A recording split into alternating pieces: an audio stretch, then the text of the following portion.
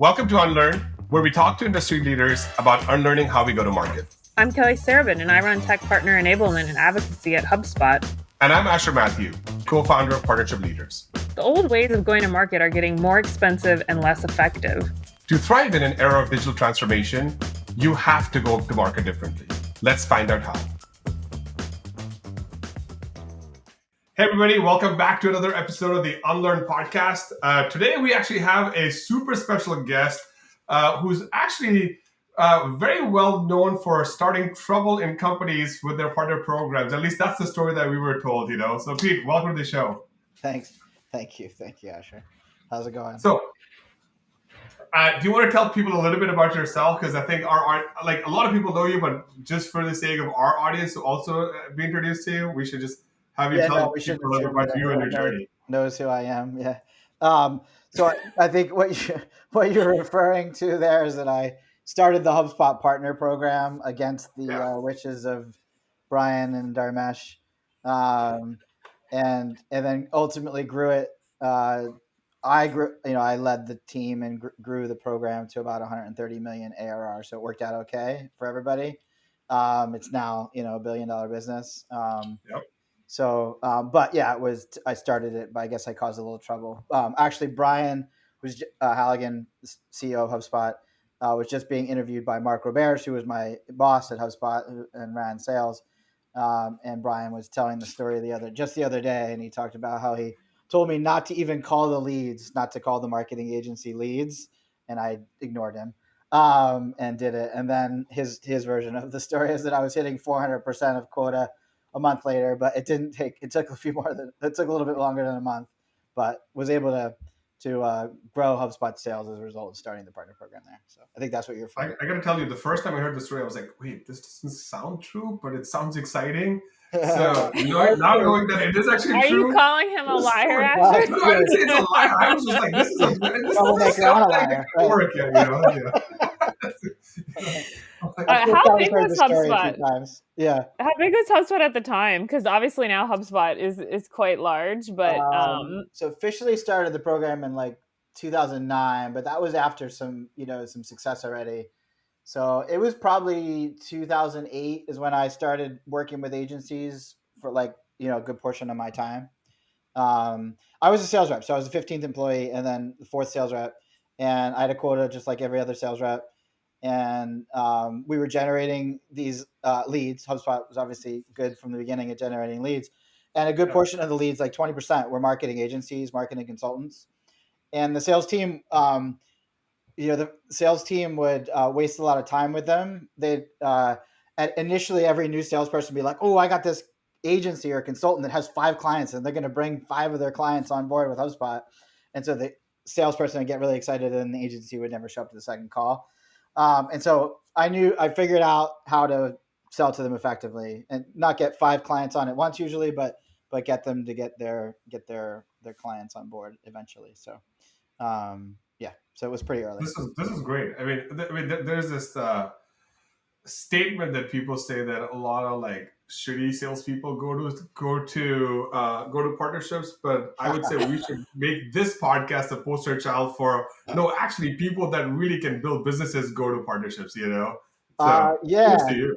So the difference, I think the mistake that a lot of software companies make when they build a partnership program is they think, "Oh, our product is great and we can sell it, so other people should think our products are great and they'll want to sell it." And in reality, that's not how it worked at HubSpot at all. And I think it's also not the optimal way to build a partner program or a seller program either. That's great. Yeah. And so the selling was truly consultative. We had to break down a marketing agency's business and help them rebuild it, rethink how to do it. And you couldn't do that by pitching them software or explaining how awesome their software would be for the clients. It was much more about what the program could do to help the agency improve their cash flow, grow their revenue, all that stuff. And that takes a lot more time. So I've heard your story before from various people, including, I think, an article you wrote. But is it correct that you were partly doing this essentially on your own time? Because I think one of the challenges partner people face, right, is when you have a business that's motivated very much on the direct motion, they don't necessarily see the value. Is how do you prove out the value enough to get them to invest the resources to make it sustainable, right? And I think why I asked about the size of the company, I think it's very different when you're trying to ramp it up in a smaller company than a company that say is 8,000 people. But Yeah. what was your experience even at, in the earlier stage at the time is did you have to take it on your own time, build out those resources that you're talking about on your own time, show enough traction, and then they were like, oh, okay, let's give you some more headcount, let's give you some more bandwidth? Yeah, it was a little more contentious than that, but yes, that was the basic idea. So yeah, we were in sales. I had a quota. The more I sold, the more money I made. I was motivated. It was an early stage startup, and so we got stock. I think my first stock options were 17 cents, and you probably know, but HubSpot stock price is just around $450 right now. So that worked out pretty well. I was very motivated. The culture was just like, go figure stuff out. Like, it's a lot different than it is now at HubSpot. And so, yeah, I just started calling those leads. I had run a business before where I sold marketing services. We actually had software that we had built, but we sold services along with it. And so I kind of understood some of the problems inherent in an agency. I also went through some really intense consultative sales training and coaching. And so I spent a lot of time learning how to sell well. And so therefore, when I started talking to agencies, I would talk to them about their whole business and really figure out the problems and validate what the problems were, to the point where I could, get on a call and in 40 minutes convince them to change their business model. So yeah, Which is but it was important, a right? very different time. Yeah, very Yeah, no, different. this is great because it validates that companies normally, when they want to start an office in another country or open another vertical, they almost always send some of their top salespeople to go do this work. Mhm. But when it comes to partnerships, they're like, oh, again, that world is changing now, right? Like that's not what's happening right now, because you wouldn't survive in partnerships Yeah. if you were Well, shooting a salesperson anyways, right? So, right. but the notion should be that you should send some of your top sales and marketing talent to go figure out a new route to market, Yeah. because that's what you would do for anything else also. You would. That's a great point. Great parallel. Yeah, you wouldn't send your worst salespeople to go figure out a new market. And just to add to it, Kelly probably knows G2 Matani. He's a good personal friend of mine. In fact, the business that I started before HubSpot was with him, and he now runs services. But he opened every office internationally for HubSpot. He went over and opened the Dublin office, the managing director, and grew international to I don't know what it is exactly, but 40-ish% of HubSpot's revenue. And he actually spent a bunch of time in the partner world. And when they opened offices, one of the first things they do would find good partners to partner with in different countries. And so parallel story. I get your point. It's different, but I reminded think me. something you said too is like that's so important that you still see partner programs for getting to do the work on is that persona work, which it sounds like you already had a lot of the persona dialed in, which accelerated your ability to deliver. But I think a lot of times it's so obvious in the customer journey, right? We have whole teams of people doing customer research, doing customer interviews, really. Let's put that ideal customer profile down. We have all their little their pictures, their roles, their interests. Doing the same work as part of your partner program is essential, right? Because then you can have those conversations that take 45 minutes instead of trying to pitch them for months because you don't even know what they care about. Yeah. And you still see partner programs not investing in that properly. No. Yeah. What I see frequently in earlier stage SaaS companies is they reach out to me and like, hey, we heard about you building the partner program. Could we get a half hour of your time to pick your brain about ours? And I'll get on the call and they're like, well, we think we have 5 different partner targets. And this is like a Series A backed company. And they don't even know one of them well. They just they had one example maybe of each. And they're like, we think we can do this and this, or they read about different companies doing it. I'm like, you got to pick one and you got to know that one intimately. And that's fortuitously what happened at HubSpot for me, right? Is like, I happened to know one and we had all those leads coming in and I spent enough time to understand the persona. It was probably like a year or two into the program before we defined Partner Paul. I don't know if they still have a persona for solution partners at HubSpot anymore. If it has, I'm sure it's evolved, but yeah, we had Partner Paul after a little while. Great. All right. Well, this is the Unlearn podcast. We actually talk about go-to-market topics there, even though Kelly and I are very deep in the partner roles, but we always start with like what's top of mind for you, Pete. Obviously, the story that we were told was very interesting for us to hear too. But what's top of mind for you? It's all good. Top of mind for me, I'm building another partner program at Databox, and that's top of mind for me. Spending a lot of time on it. I think one of the parallel like connection between Hubspot is that I'm trying to build like a business model for companies to run. And I think that's similar to what we did at HubSpot early on, where we taught these agencies a business model. And so that's really where I'm focused is like that is like, how do I help a consultant, marketing agency, et cetera, leverage Databox to build a consulting business. So Can you explain for the audience really quickly what Databox is? Sure. Yeah, we're analytics software.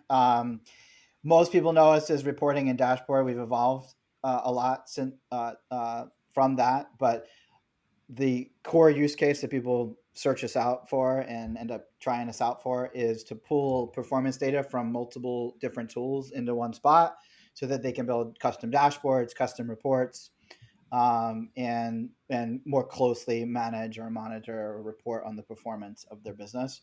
We also have more advanced features in the product, such as benchmarking to be able to compare performance to other similar companies, forecasting, generative AI that spits out how your company is performing in text, and other more advanced things that we're working on. All geared towards trying to make it simpler for companies to really not just know how they're performing, but think through what they should do next in order to improve their performance. And that's what you're doing today, right? But what do you ultimately want to accomplish with Databox? I'll build the matrix. That's great. So would you be the key maker then? Is that what you're saying? I don't care who's the key maker. But yeah, I think like in most small businesses, small mid-sized businesses, data is usually an afterthought.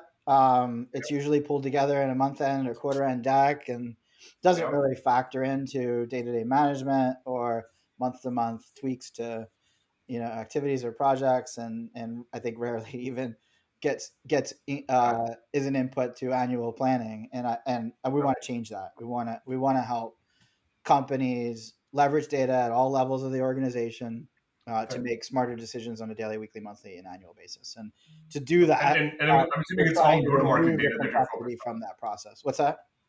Sorry, I was saying, I'm assuming this is all go-to-market data that you're focused on. Or ultimately, like you want all go-to-market. We have built a lot of integrations with software for sales, marketing, service. HubSpot is one of our bigger. Yeah, you have tons of installs in the HubSpot marketplace. I know that. Exactly. And then Google and the Facebook products, like we have all those integrations, and I think marketers tend to have a lot of data, and so we've built a lot of integrations for marketers. But we also have integrations with CRMs, financial systems, and then our biggest, most popular integrations are people connecting to data warehouses, SQL data warehouses, and spreadsheets, and so we have people really monitoring almost any part of their business using the software. It's very interesting what you're doing, because I feel like, post like Aaron Ross's predictable revenue and like every CMO out there saying brand is dead, demand is the new thing, or Chris Walker and all these people, like I feel like the data drivenness of go-to-market has been around for like 10 years, and yet you still are building a company that helps startups, or even like scale-ups for that matter, get better at managing their data. Yeah, I don't think people are very good at I know Aaron Ross and read his book and actually contributed to his book. The last chapter was written by me, so I know that really well. I don't think that's very predictable. I think that's like an old school way of building a funnel through cold email. Like I don't think most companies are really operating to the point where they're measuring everything that can be measured and monitoring that for regular improvements. I think Mark Roberge's book, The Sales Acceleration Formula, is a much more data-driven way to build a sales org in terms of managing it and everything. But but I still think it's still just scratching the surface in terms of what's possible. Um, for example, I have a benchmark that I built. It has 70 of HubSpot's top solutions partners in it, and in there I can monitor the median performance of those 70 companies and the top quartile and the bottom quartile, and see like what the trends are, and I can see very very clear trends, and then point that back out to them. But they don't know that, right? They have no clue that, oh, if their traffic is down, is that the same for other companies like them? And knowing that is really valuable to know. All right, well, maybe we need to adapt our strategy, and it's not doing what our other peers or our competitors are doing. And so I think there's so much more that we could be doing with data to inform strategic. And do you aggregate that from customers anonymously sharing it on your platform? We do, yeah. We actually have a free product that we launched a little over 9 months ago called Benchmarks. And if you go to benchmarks.databox.com, anyone can opt in. We have tens of thousands of companies opted in. And they can connect any number of data sources from HubSpot to GA, Search Console, ad platforms, et cetera, and then pick who they want to compare it to. So they want to compare it to by company size or industry. We also have the ability to let our partners create these groups where they control exactly who's in the group. So like I use that functionality to build a group of just Platinum Plus partners, for example. And those Platinum partners all opted in, yes, anonymously.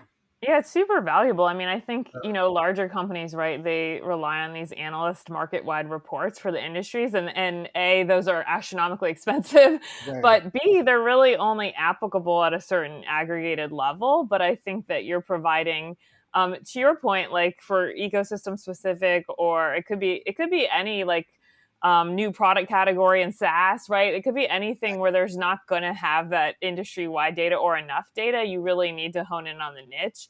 Yep. And super valuable to disaggregate, especially right now when the economic conditions are so troubled, right? It's easy to be like, oh, my business isn't doing well because the economy is bad. But like, is that really the case? And looking at something like the benchmark where it's like, oh, wait, all other Platinum partners' traffic is going up. So actually it's probably my bad marketing play. That just sounds super valuable for mid-market and small companies, and some large companies too, or in particular niches that don't get good coverage. Yeah, no, so this is actually pretty innovative. I couldn't have said it better. Yep.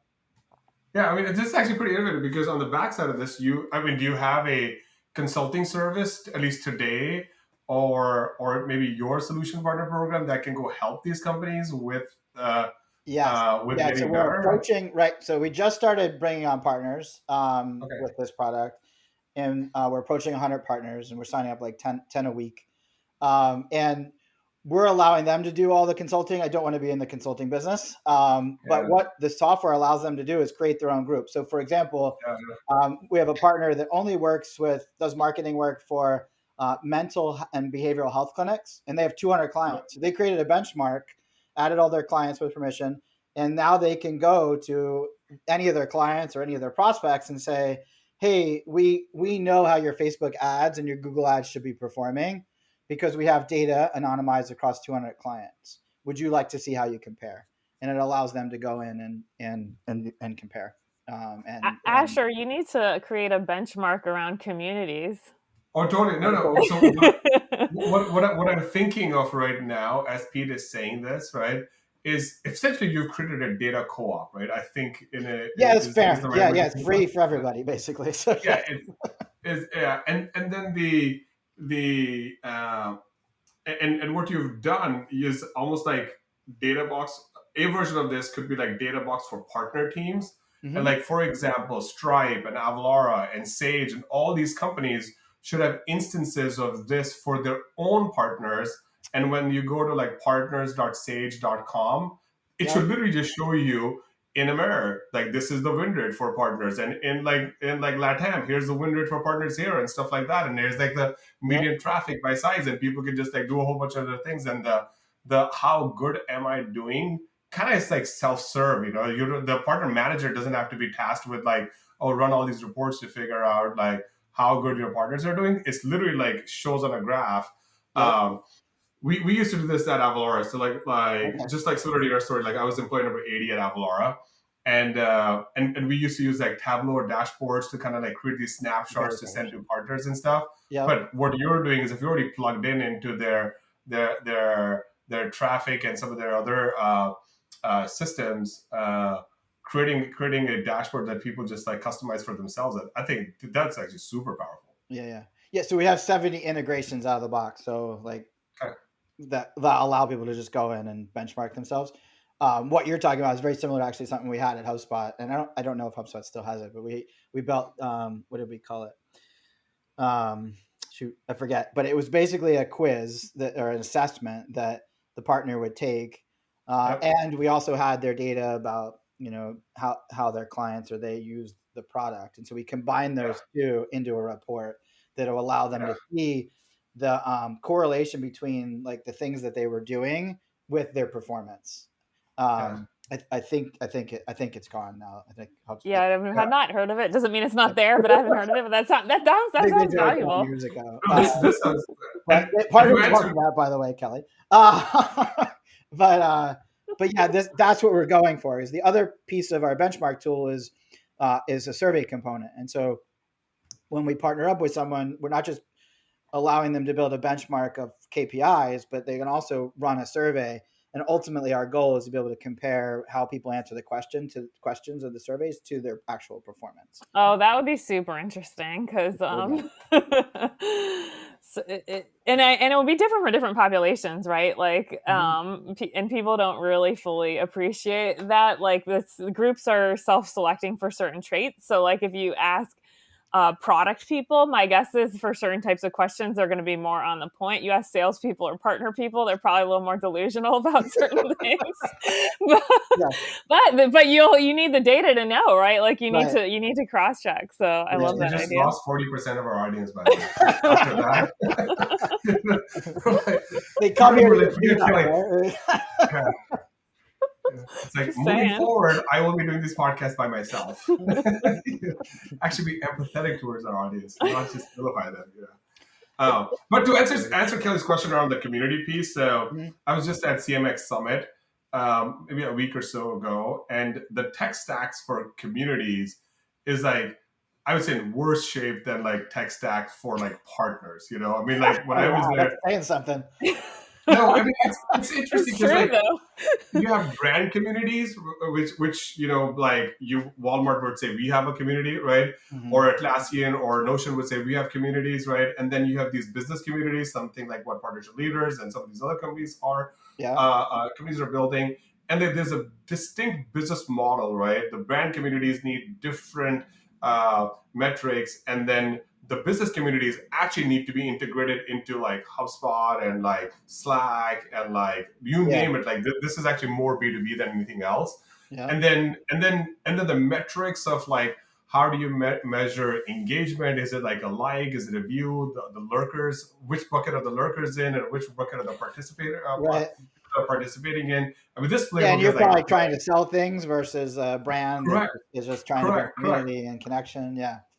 Correct. And so it's very, very, very. At least when we were there, we were like, wow, we feel like partner teams don't have a lot of resources. Like community teams, like literally don't have anything. Like there were like maybe like 9 companies that are building stuff for them. Well, it's interesting too because some brands have bought existing communities. It was either like Pendo or Amplitude who bought Mind the Product, right? Which was this, and so I don't know that we have enough data points on that yet, but it'll be really interesting to see, does that work? Because even though brands usually aren't trying to sell anything too explicitly, that's the ultimate goal, right? So there's always, do you have the skill set to run this effectively and keep it clean? Because the danger with a community, and this is true of a community that's a professional community or brand owned, is you tilt too far in the direction, right?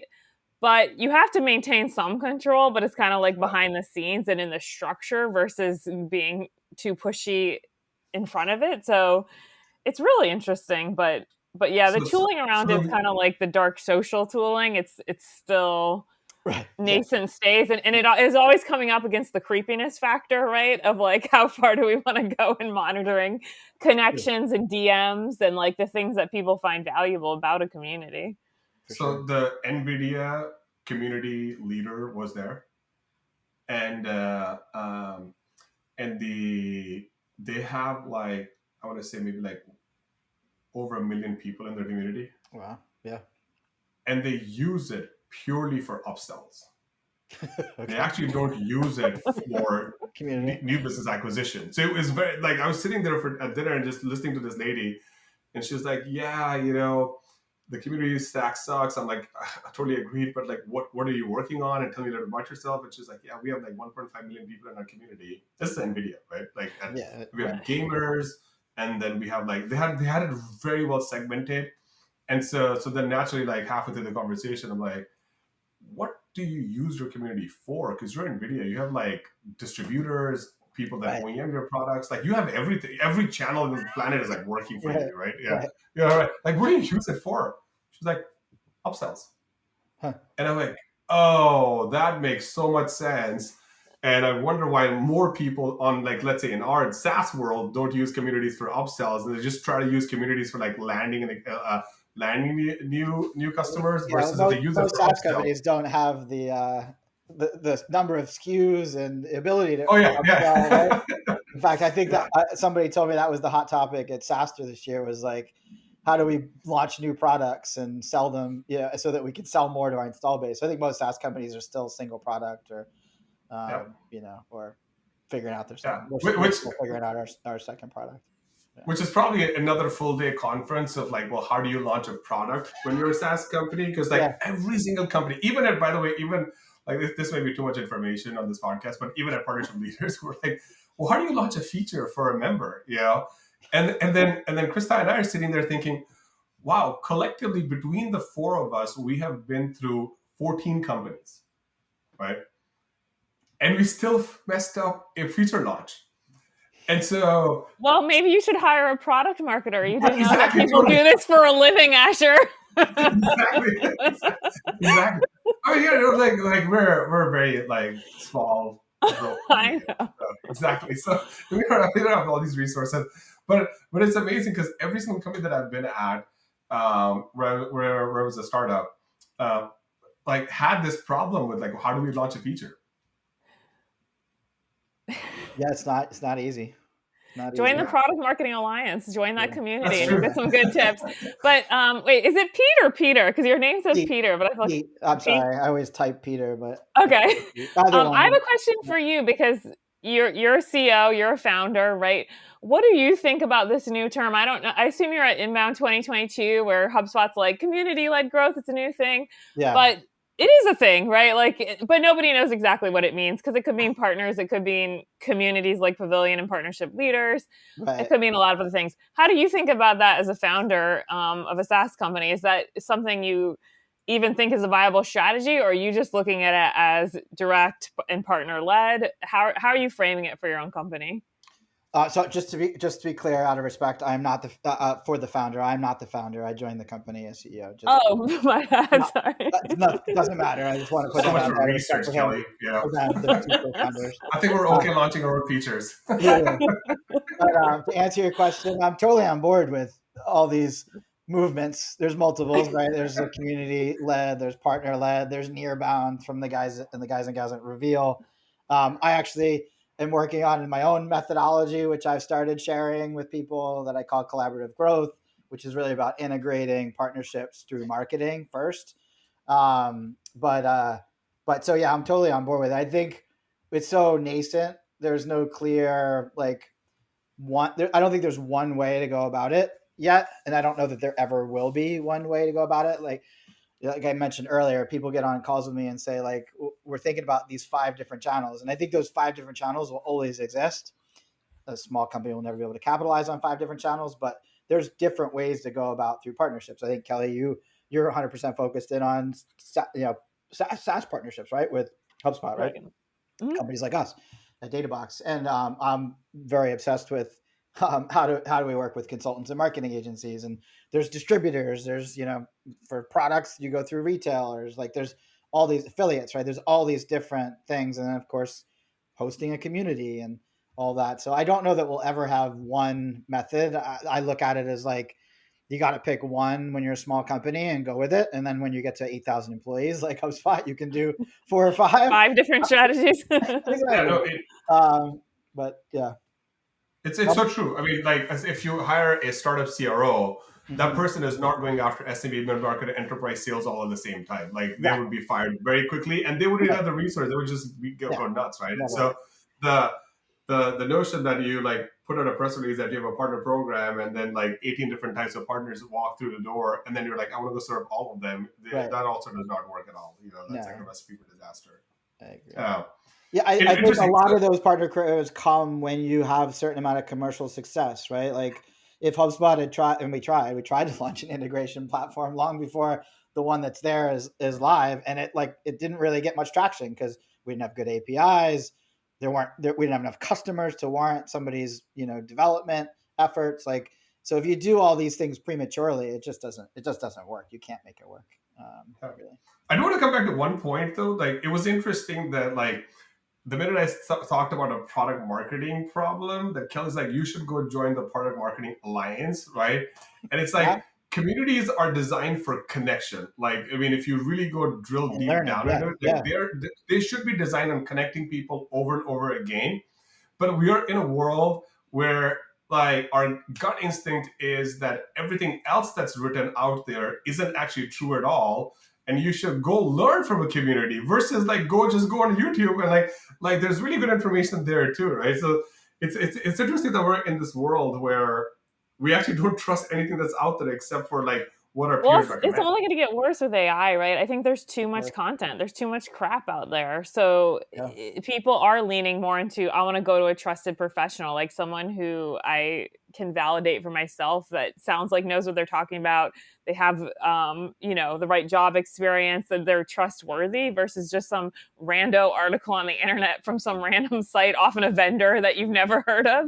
Like, it's tough. And I think now that generative AI is up and running, we're just going to have more and more of a content glut, which is going to cause people to lean in actually to trusted either individuals or companies or publications or communities that they feel comfortable is vetted and they're only getting high quality information. So what's interesting is if you were to join the Product Marketing Alliance today, you actually don't know if the people in there are giving you good information or not, right? And so for some reason, we're like, hey, I'm going to trust a group of people, right, right away, versus expert content that's actually out there, because the notion is that like everybody's used some sort of AI or something like that. And I don't think so. I think it's an appeal to authority. Like if you go into that group, then people have resumes, right? Like they're the leading product marketing at G2. They're a product marketer at HubSpot. Now that's an appeal to authority. All those people could be wrong for sure. You have to use your own judgment. But I think it's a practice. It's an industry. And so you're not going to, I would not have thrown out Go to the Product Marketing Alliance if I thought that was a bunch of people who were in college looking to become product marketers, right? So there is a vetting mechanism to these communities. They vet each other's expertise, right? And collectively they have authority. So I think, because it's not, they're actually connected to each other. And they're transparently, like I presume on the Product Marketing Alliance, there's a discussion board where people can ask questions. And so if somebody puts a bad answer there, it's going to be downvoted, or the wisdom of the group, right? That doesn't make sense. Yeah. Or, hey, my experience is different. Or there's going to be 5 people that say one thing and one person that says another. And so I think that happens not just in closed communities, but it happens on social as well. Like I've been really digging into using LinkedIn for the last year. And it's amazing the type of information I can glean so quickly from people that clearly have a resume that backs up what they're saying. And then, you can see patterns of what people say. Like I had a post yesterday that has like 170 comments on one very specific topic. And it's like half the people are represent one perspective and half represent the other. And I can really vet out, like, why do these people have this opinion? Because one half is doing things one way and the other half is doing things another way. And that's what their base of their experience is. And you can't see that from a single perspective of an article that's written by one author, right? You can only see that if you see multiple perspectives. Super. What else is top of mind for you? I don't know. I would have prepared more if there was. That's okay. I mean, this podcast is not designed for preparation. I have a question. I have a LinkedIn question for you because Pete, you have a very blunt style on LinkedIn, which I appreciate, but as someone who's also pretty blunt, but I think it does go against the norm. So I would be curious to ask you, was that an intentional choice? Is that just like so much your personality that it just flowed out naturally on LinkedIn? Right. And have you found it beneficial? Has there been a backlash to you getting nasty DMs? Like, what's the story? No, I've always been this way. If you talk to anyone that worked with me back in the day at Hubspot, they'll know that I was very strong. I don't know what the wiki is like anymore, but like there was rarely a post on the wiki that didn't have me calling out something about it back in the day. I'd call bullshit on Halligan over the wiki. So no, I'm not afraid of that. Don't recommend calling bullshit on your CEO. Your CEO, yeah, in front of other people privately. But I learned that lesson. But I think publicly, I don't ever make it personal. I always remove names if I'm telling a story, if it's somewhat critical of them. I have found that by sharing my honest perspectives, which are often against the grain, that more often than not, people agree with me. And it's very rare that somebody is sitting there saying, no, you're wrong. It's usually when I'm calling out a behavior that they're doing, but they never acknowledge it that way. They're just like, oh, you're an asshole. I hate you. I lose respect for you. Like I get those maybe once a month, but I can very quickly see that why they're saying that. Like if I call out cold prospecting, which from my perspective is most companies do it, it's just spam. And the person that says they lose respect for me when I'm being negative, and I look at their profile and that's what they do for a living is send spam, then like clearly I'm not going to take much personal offense to that. And yeah, they probably weren't going to do business with me anyway. So no, I don't get much backlash. It's usually what it does is I'm usually highlighting something that 20, 30, 40% of the population agrees with, but nobody's talking about. And that usually encourages people to say, oh yeah, you're right. Finally, somebody said it.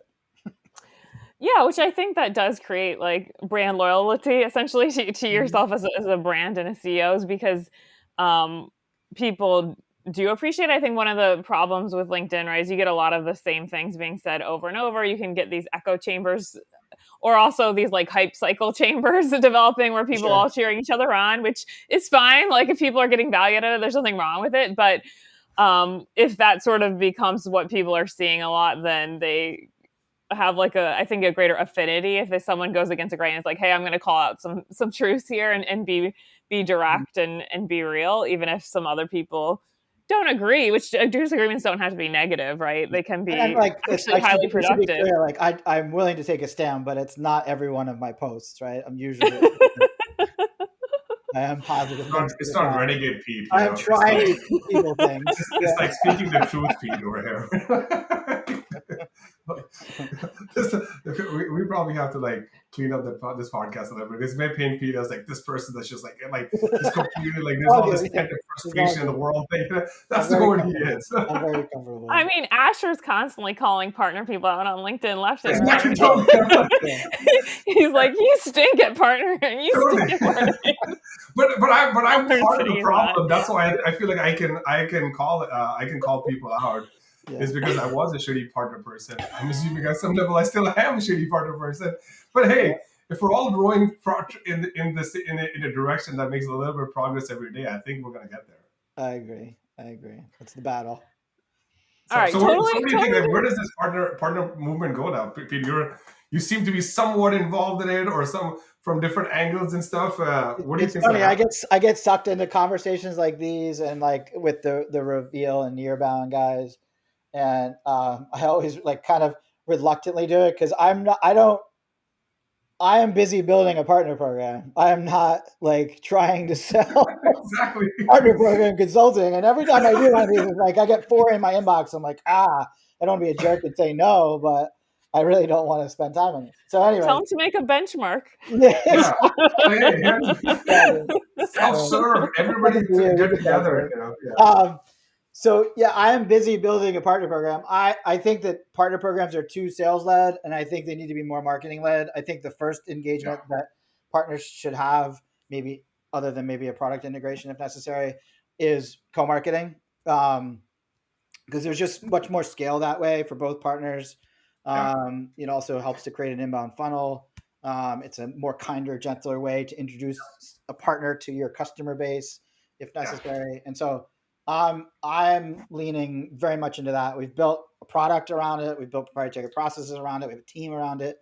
And so that's where we're really leaning in is how do we help each other, gain attention and capture. And you're right. You're very right about this, because traditionally the partner, let's call it like hiring plan, has always had partner sales managers or partner account managers. Yeah. It's this thing that the channel teams have taught us, right?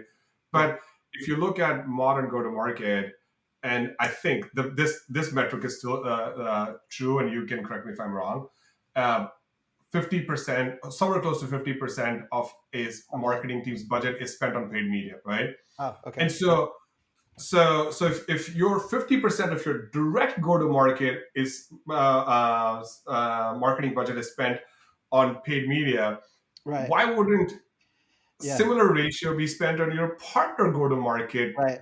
Like, but it doesn't make any sense, right? Because you're already doing it over here, and then when you move this way, then you do something completely different versus just put out even a better together, whatever story you want to call it, the flavor of the month, right? And put it out in social and see if the workflow actually makes sense to people. And then if there's a contact us form. Yeah, I think the main or really only marketing support your typical partner manager gets is generating leads to acquire new partners, right? Yeah. I mean, partner marketing teams are usually small and off to the side. And I will say in SaaS companies, they almost always report to marketing, but the CMO doesn't particularly invest in it. And then you have the partner team off there trying to close sales and co-sell potentially. So it is a very under-leveraged motion. And I think... and it's interesting too, because you're focused on co-marketing with agencies as a SaaS company, right? Yes. Yeah. Co-marketing with agencies, consultants. Yep. Exactly. And how familiar is it to the agencies? We're doing stuff with, and some creators as well, but yeah. And are the agencies that familiar with it? Because like looking at the HubSpot ecosystem, you definitely see a couple like SmartBug who seem to be investing and doing it well, but I wouldn't say that you see a ton of the agencies. Co-marketing, we have to kind of walk them through. We probably do 80% of the work. The 20% of the work they do is important, and stuff that we wouldn't be able to do necessarily, but we're doing a good portion of that work. But we've built this streamlined process, and similar to the way you would almost sell a software product, is like we have this like steps that we go through, and if it's not done by themselves in our product, it's done in like our project management system, in a pretty standard. This is great. I mean, Kelly and I did a report where they were like the biggest inhibitor to partner marketing is the planning tax, which is something that our good friend John Miller taught us, right? Okay. And ever since then, and actually we did this at my friend Liz Anderson, who ran partner marketing at Apple, was a firm believer of this too. Like this consultative approach maybe works in partner management, but actually doesn't work in partner marketing. You just have to be prescriptive and then align calendars as fast as possible, and then get in market. You'll have to send me that research. I'd love to reference it. I say this all the time. I'm like, most co-marketing partnerships start with, "Hey, we look like we sell to the same people. We should jump on a call and see what we could do together." Right. And they're like, well, "What do you guys want to do? What do you want to do?" And then, "Oh, I don't know if that'll work. Maybe that'll work. Yeah, let's do that." And then the person that proposed that thing ends up doing all of the work, and the other person doesn't do anything. So, and that's literally how it happens every time. And so, I'm very much like, we have a process. If you don't want to follow it, sorry, we're not going to work together. But if you're interested in follow it, we'll teach you how to do the stuff you need to do. We'll be very collaborative, but like on these ways, but not in these ways. And this is your expertise. By the way, this is what I call our partner people on LinkedIn, is the rigor of all this stuff. Yeah. Going back to Kelly's comment about me calling partner people out, which are like my own people, So it's like, it's the rigor piece of it. It's like we get to revenue, and then there's no focus on repeatability, and then there's no focus on rigor. And if you just move from like, I love this trust conversation, it's awesome, but like we need to convert the trust conversation to like research and development conversation, and then move to like revenue and repeatability. Because if you start moving in that direction, that's what the CROs and the CMOs are also working on, is trying to figure out how do we get repeatability in our motions. And then when this conversation happens at this, like, let's call it big boy table, it becomes much more credibility, or it comes off more credible, because you're working on the same problems that the other people are also working on, and you're not like bringing theory to the table when the other people are bringing experiments to the Right. table. Yeah, exactly. Yeah, no, if you can do something repeatable and it produces a result for the business in your partnership program, then yeah, you're at the same table. Yep. Is your product for co-marketing together, like a through channel marketing automation, or is it that / project management? No, so the product that we built to enable the co-marketing is the benchmark groups thing we were talking about before. And so it's kind of like, think of LinkedIn or Facebook. If you were to go and create a group and then invite your 50, 500 contacts to join that group, you're helping LinkedIn grow their audience, right? And grow activity on their platform. So ours is the same way. If you build a benchmark group and you add your clients or invite your prospects, it helps us grow our overall audience. We also, since people go to that site and look for groups, and since we market that and we market the partners groups, we're also helping our partners get leads. So in a way, we're basically marketing the same thing, which captures a lead for both of us. So that's how it's built in. Oh, okay, so you're working with the owners of the group to essentially showcase their group and vice versa. They're showcasing your platform. Yeah. So let's take the marketing agency that works with mental health clinics. Mm-hmm. So they built that on that benchmark on our platform. They have a benchmark group for mental health clinics. And so when we do co-marketing together, we're both promoting that group. So if one of our marketing activities helps them drive a sign up, that would be a lead for them that we generated. And if they add a new prospect to that group, that would also be a lead generated by a free sign up, right? They're signing up for our free product. So yeah, that's how co-marketing. Would it be too? I mean, this is a very transparent podcast, and we don't prepare anything. Everything is live. as you can see, right? I was just thinking that you should, because you have Databox, and you should maybe call your community Unboxed and come up with like music for co-marketing campaigns and call it jukebox. You know, maybe this can go on and on. But the other more interesting question is, you actually went from a salesperson who basically built a partner program to becoming a CEO, right? There were a few steps in between. Yeah. Yeah, totally. So that's it. Can you tell us a little bit about your journey? Because so first of all, I'm an engineer, so I'm very analytical minded. I did engineering out of school for a while. Then I started a business in 2000. Right. We built software, and somebody had to learn how to sell it, so that became me. So I went and enrolled a 12-month intensive like sales training and coaching program. So I learned how to sell. That's when I joined HubSpot as a sales rep. Once I was at HubSpot and we started building the channel, I became a sales manager while I was managing the program as well. So I was doing program management for the partner program as well as sales management. And then the program kept growing and we kept growing the sales team. So I became a sales director and the sales VP with multiple directors. So, and as I did that, I was very close to the whole executive team, right? Because it was as I got big, that became a pretty core piece of the business. So I got involved in a lot of strategic decisions at HubSpot, which gave me a great mini MBA on building a SaaS business as we grew it. So jumping to CEO wasn't totally foreign. I had done it before, although not very successfully, but I had done it before. And then I felt like I got a hell of an education at HubSpot, of course. Yeah, I mean, this is great. I mean, you actually have the experiences that like stack up on top of each other to actually get you to this point. And then you can. I almost left HubSpot. I'm trying to remember when. Probably like at the 70 million ARR phase or something like that. And I sat, and Halligan had me sit down with David Scott, who was one of the board members. I don't think I've ever told this story publicly. And he sat down. He didn't say much. He asked me what I was thinking and what I was doing and why I was upset and why I wanted to leave. And he basically said to me, he's like, "So when did you join?" And it was like, I joined at like 300,000 ARR. So like below $1 million in ARR. And he's like, "Oh, okay. That's a pretty good story. You went from like you could probably say 1 to 100 million. But what would be really great is if you saw the whole story." I didn't make it to $1 billion in revenue. I left before then, I think. But and so that's true. It was good advice. He wasn't just trying to sell me on something. It was good advice. And I think the earlier you can start a startup and the longer you can stay, which is kind of a monumental task.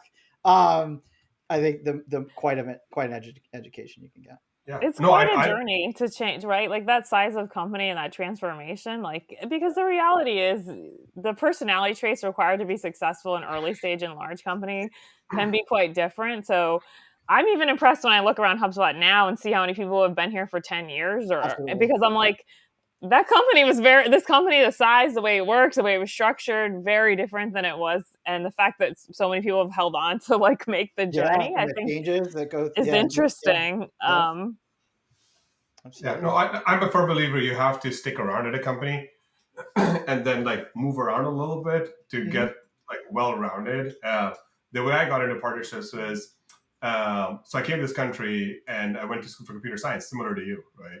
Or basically, I don't know what engineering you went, but I definitely went for to be a software engineer. And I got out, and then I'm thinking, man, I have to sit on this desk and code all day for the rest of my life. This does not sound great at all. You know, I mean, and the only reason why I went to school for computer science was so I could actually understand how technology works. And then I always wanted to like figure out how to get the business side connected to the tech side. And if you were the connection point, you'll always have a job. That was kind of my strategy. Yeah. So Asher made it 1 week as an engineer. I actually made it one week as an engineer, and then they were like, "Hey, we need somebody to do demos for us," you know. And I'm like, "Oh, this is my line. This is like literally my line out." And you know, like, "Can you go do demos for us?" I'm like, "Absolutely, I'm going to do demos all day long, right?" And then literally, I would watch all these salespeople like they're just like yapping around, etc. And then one day, one of the salespersons was on vacation, and an inbound for a very large e-commerce company, a very large company came in, and they were looking for an e-commerce site, which is what we were selling back then. And I clearly remember like thinking to myself, I'm like, well, I'm on this call. They literally are giving me all the signals to like buy, and they've literally shared their timeline with me. They shared like everything with me. All they're literally just all it's gonna take from here is just like ask if they actually want to buy now. So now I'm like, well, like this is gonna break the rules, but like who cares? Let's see what happens. Right? I literally am like on the phone with their CTO, like, hey, it sounds like you guys want to be live in like 90 days. You want to start now? And they're like, yeah.